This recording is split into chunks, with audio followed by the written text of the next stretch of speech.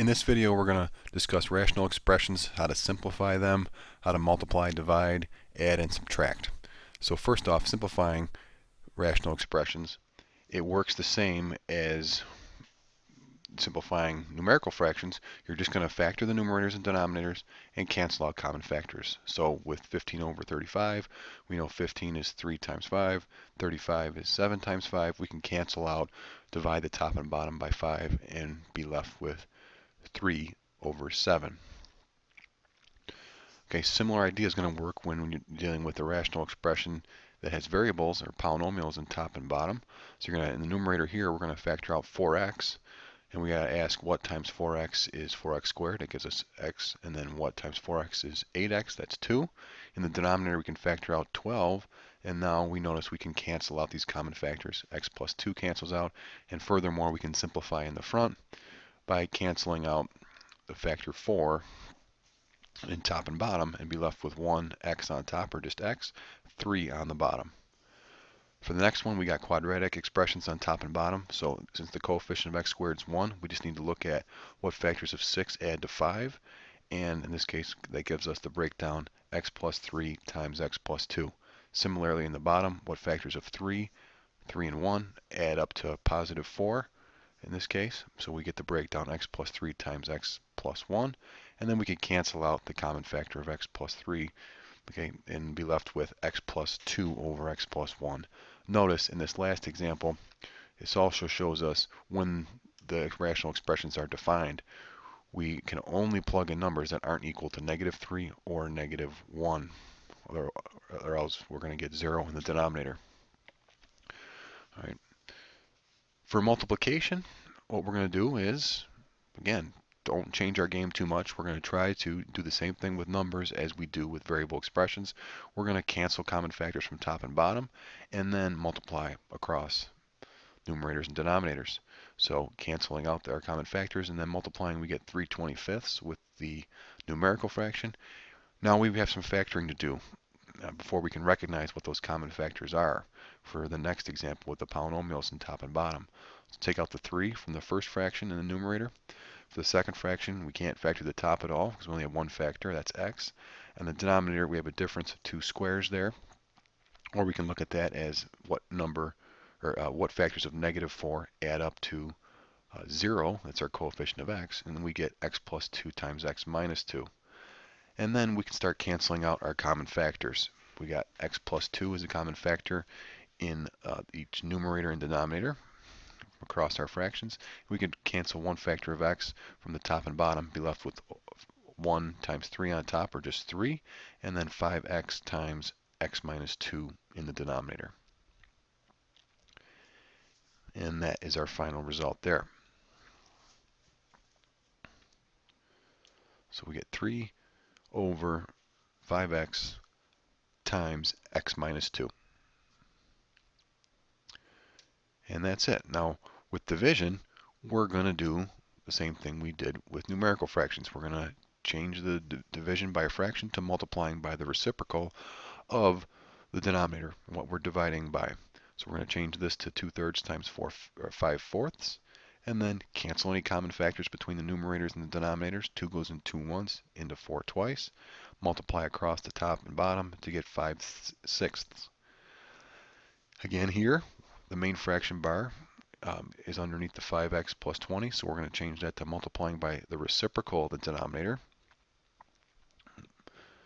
Okay, and then we'll factor each denominator and numerator as the best we can and cancel out our common factors. So in the denominator for the first fraction, we can take out a 5, and we're left with x plus 4. In the numerator of the second, we have, again, a difference of 2 squares. So that's x, it can be factored as x plus 4 times x minus 4. We can't factor the quantity for x squared any further. Now, we're just going to cancel out our common factors on top and bottom from each fraction. So 4 goes into 4 once, into 12 3 times. X can cancel out, be left with 1 on top. We can cancel out 1x from the bottom, be left with 1. And we can cancel out our polynomial factor of x plus 4. And so what are we left with? 3 times 1 times the quantity x minus 4 on top. all divided by 5x, or 5 times x on the bottom. And that's as far as we can simplify. We've canceled all common factors from top and bottom. So next we're going to go into addition and subtraction.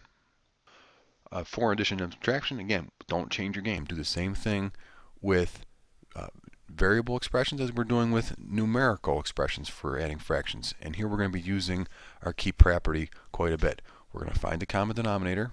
All right, we need to do that, but to do so, we're going to use this keep property of fractions, which says that we can multiply the top and bottom of any fraction by the same non-zero number or expression, and you're going to get an equivalent fraction. Equivalent meaning it has the same value, but it looks a little bit different.